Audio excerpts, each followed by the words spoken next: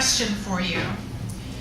Have anyone of you happened to have driven the road between Tucson, Arizona and Phoenix, Arizona? That stretch of I-10. Anybody drive that? Yeah, well, it's a very picturesque desert highway. And there are 2 lanes running in each direction. So there's 2 northbound lanes and there's 2 southbound lanes. And they're separated by this very wide median. And in that median is dust and cactus and kind of sagebrush and scrub and just all that kind of desert stuff. It really looks like really any desert highway you can imagine from a Hollywood movie, or perhaps one of those commercials where that desperate person is crawling along trying to beg for water or seeing a mirage or whatever. And I actually have a slide to illustrate. That's an actual photograph. We can picture that. Yeah, you can picture it from the road between Tucson and Phoenix. Now, there aren't very many flights between those 2 cities because the drive on any given day is a little less than 2 hours. So there are lots of cars on those highways because people go from those 2 cities for business and things like that. And what's really prevalent on that stretch of highway are semi-tractor trailer trucks, because I-10 goes all the way from Los Angeles all the way to Jacksonville, I guess. So lots of interstate transport is happening. So it was on that highway that I had what I call a road to Damascus moment in my life. So I want to pause for a second, pause my story, and talk about the road to Damascus. So in the book of Acts in the Bible, there's a story of a man. His name is Saul of Tarsus. And he is headed down the road to Damascus, and he's going to Damascus to persecute the early Christians. And the story says that on the way, Saul was blinded by a light, and he heard a voice, and he ascribed that voice to Jesus. And the voice said, "Why are you persecuting me? Go into the city and wait for instructions." So since he was blinded, the companions on the road with him took him into the city of Damascus, where he remained blind for 3 days. And it was there that a Christian teacher was moved to go and teach Saul. He was very nervous about going to teach him, actually, because Saul was known for persecuting and killing Christians. But the teacher went and he laid his hands on Saul and he healed him. And it says that the scales fell from Saul's eyes and he could see again. And he was baptized, and they changed his name to Paul. And he became one of the greatest Christian teachers of that time.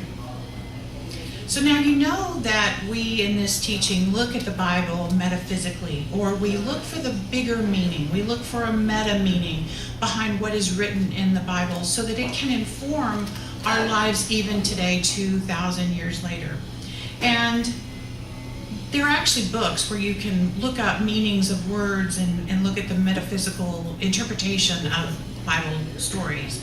So I want to break it down. So Damascus, first of all, Damascus is believed to be, if not the oldest city in the world, one of the oldest cities in the world, where trade was happening. And it is said to represent a state of consciousness where everything is interpreted from the human level. That the only real world that you're operating in is the human level, the physical level, the material world. And an understanding that life is just simply a set of transactions, human transactions. That's what life is about.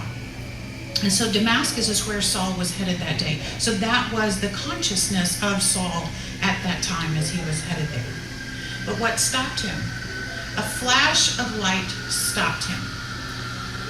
Now, a flash of light symbolizes a sudden wisdom or an awakening to a new idea. And this new wisdom was so big to Saul, it blinded him. It stopped him from looking at life in the same way. He had been looking at life in this judgmental and persecutorial way, but the light blinded him, and he could no longer look at life that way. And how long was he blinded? He was blinded for 3 days. The number 3 is very symbolic in metaphysical interpretation. It means the combination of the mind, body, and spirit. Our science of mind symbol is in triune nature, symbolizing the number 3. So Saul spent 3 days, and in those 3 days, he could not look at anything outside of himself. He had to turn within and look within. So he was forced to withdraw from looking at life with his physical eyes and instead get in touch with an inner way of seeing. Then when it was time, his sight was restored, but he never saw life the same way again. He stopped persecuting others, and he began teaching and leading others to the Christian faith. And he was baptized. And baptism symbolizes a spiritual cleansing of the mind. And the Bible says he regained his strength, he took a new name, and he became a great teacher. Now, whenever anyone in the Bible gets a new name, they get the new name at a time of great victory. So in Paul's case, it was a whole new outlook on life. So I think when we look at that story, the Road to Damascus story, it is really informing us about a universal experience that is constantly happening in our lives from time to time, over and over again. You know, we're kind of going through life, ho-de-do-de-do, we're just kind of going through life as we do, looking at other people and everything around us in just the same old way we always do, and suddenly we become aware of a new way of looking at things, or a new insight. We have a new perspective, what Oprah calls an aha moment. Something comes in that just changes our regular way of looking at things, and suddenly nothing seems right, nothing seems the same. And we begin to look at life differently, and we begin to look within. We try to bring into a moment of awareness. We try to bring in that awareness of a mind, body, spirit connection to something. And often this situation will change our hearts. It will trigger something about our lives that's changed our minds, or our way of looking at things. We try something new, and at first we're weak in it. We don't necessarily have the strength, but eventually when we're practicing something new, we get better and better at it, and suddenly we look around and our whole life is different. So I think that's how we experience Road to Damascus moments, like the one I had on the highway. So let me get back to my road between Tucson and Phoenix, and I'll tell you that story. So about 5 years ago, I was on a work assignment in Arizona, and I had to travel between Tucson and Phoenix. I had a morning meeting in Tucson, and I had to head to Phoenix for an afternoon meeting. So I kind of took the middle of the day to do that little drive from one meeting to the next, around the lunchtime, and there was moderate traffic on the road, and I was zooming along in the fast lane, because I always drive in the fast lane. I just do. But at any rate, I'm zooming along, and I'm aware that there are lots of cars and trucks all around me. And I look into the distance, and I see a dust storm. So that's not an uncommon thing to see in a desert. The whirling dervish will come up and dust will be flying around. And that's what I thought it was. But as I got closer, I realized, and this is all happening super fast, but I realized what had happened was a tractor-trailer truck had left, I was headed north, left the southbound lanes and went into the median. And when he went into the median, he was kicking up cactus and dust and all kinds of debris as he headed this way. And again, my mind instantly calculated the trajectory of that truck and me. And I was horrified to realize he was going to come down that southbound side of the median and up the northbound side directly at me. And my brain did the thing of, this is it. This is how I'm going to die. There was nowhere for me to go. There were cars and there was nowhere for me to go. And the awareness kind of flooded over me. And what ended up happening was, because I'm still here, it didn't happen. But what happened was, as he came up the northbound side of the median, and when he passed me, I could see the focus on his face. He held that truck to ride down the shoulder. So he went right beside me. And I mean, it was very, very, very, very frightening. And I looked in my rearview mirror just absolutely horrified. and the dust was flying and flying and flying. And I could only assume that he was able to stop the truck and not enter in a head-on collision way into the northbound lanes, only because I didn't see it on the news. So in that instant, I continued driving, but I realized I hadn't been breathing, and my blood had run cold. And I got off at the very next exit, and I just pulled into a parking lot and I stopped. And I was literally trembling and shaking. That adrenaline, that physiological response to that fear was so palpable. I was blinded by relief. I was just terrified. But what surged through me in that moment was the most profound feeling of gratitude I have ever felt up until that point and since that moment. So just for some time, I sat in the car and I just let the tears just flow.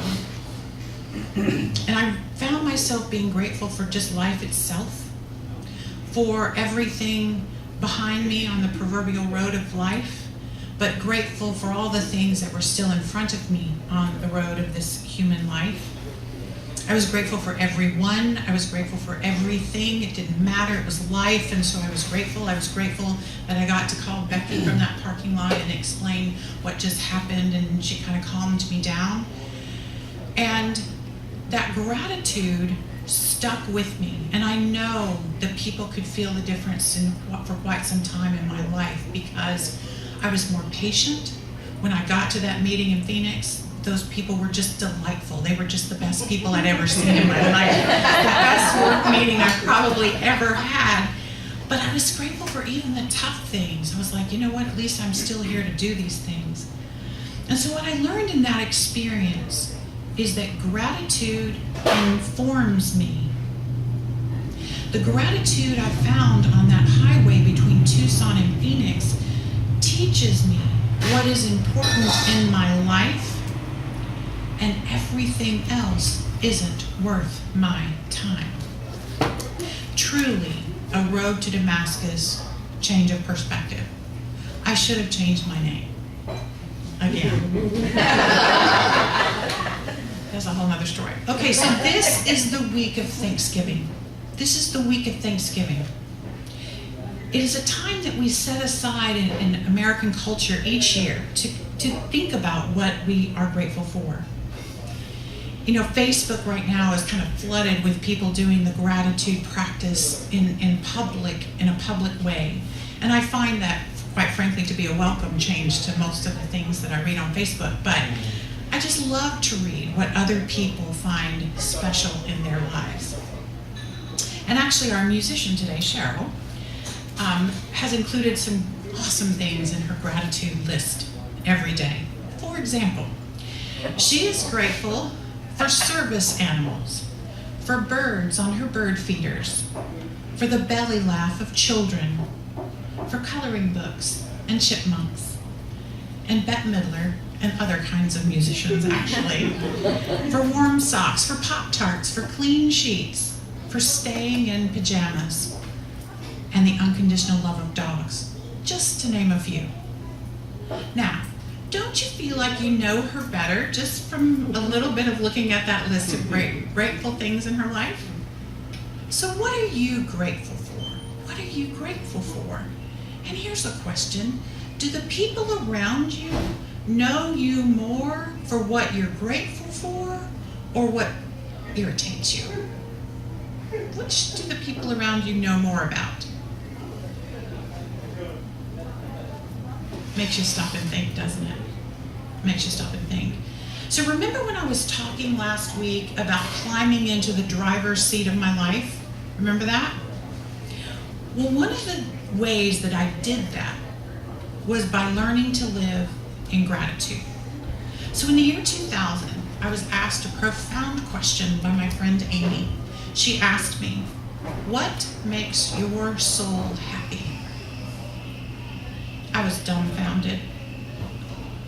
No one had ever asked me a question like that before. What makes your soul happy? I had no way to answer that. And I had to email her back, and this was in the early days of email. I said, What do you mean, what makes my soul happy? So she had to give me some examples, very similar to Cheryl's list actually, just little things that made her soul happy. And so we emailed back and forth, little, like a list of 5 or 6 things back and forth. And it was a delightful week of exchanging emails of what makes our souls happy. And so later, I went back and cut and pasted all of my responses out of those emails so that I had a list of things that make my soul happy. For my list of things that make my soul happy, the things that just cause gratitude to swell in me, informs me about what is truly important in my life. So we teach this little phrase of what you pay attention to, you get more of. I put that in my newsletter message this week. What you pay attention to, you get more of. But prior to Amy asking me that question, I wasn't even paying attention to what I wanted more of. I didn't even know what I wanted more of. I didn't know. Until I made a list of things that I had already experienced, that I wanted to experience again, did I know what I wanted to pay more attention to. So as I took the driver's seat in my life, I figured out what roads I wanted to drive on. I wanted to drive on the roads that took me to things that made my soul happy, the things that I was grateful to experience. So I started driving down the road of my spiritual awareness. I started driving down the road that caused me to enjoy my home more, and my dog more, and my daughter more, and my wife more. I wanted more time on those roads, the things that made my soul happy. Because it was the gratitude that I was now attuned to feeling that helped me know whether I was on the right road or not.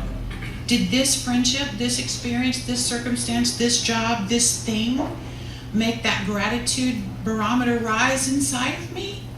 Then let's head down that road. No gratitude there? And we can make a left turn.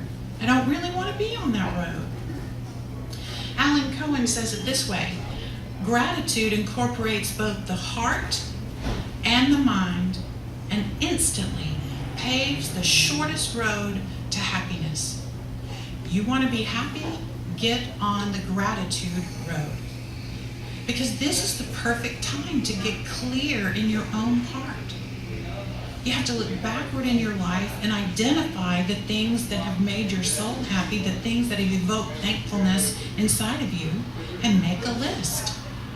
In my classes, I often challenge my students, make a list of 100 things that make your soul happy. 100 is not a short list. It takes a while. Now, since you're distracted right now by trying to think, what would I put on that list? Get out your colored piece of paper. And at the top, I want you to write the words, things that make my soul happy, or things that I am grateful for, ... And very quickly, I want you to jot down a couple of things that are just top of mind.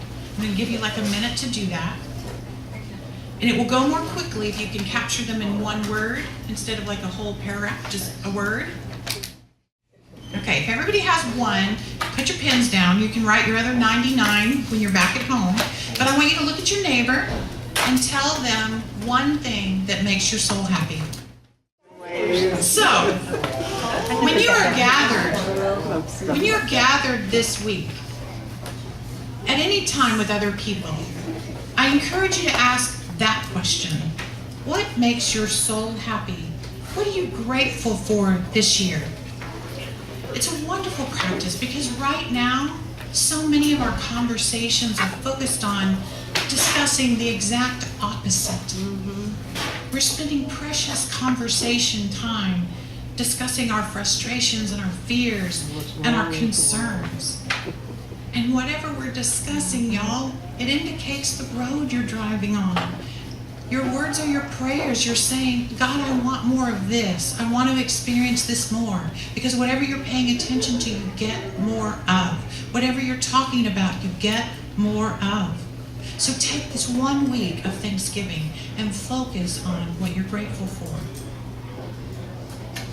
Now, what I know is that we're going to be continuing this conversation that we're having here today about gratitude for as long as we travel as a spiritual community on this road. We'll be talking about this topic. The leader of our International Centers for Spiritual Living, Reverend Dr. Ken Gordon, sent a Thanksgiving message to all the ministers. And I want to share a portion of it with you because it was so beautiful and so timely for us. And here is what he said. Gratitude is a joyous response to the good in our lives.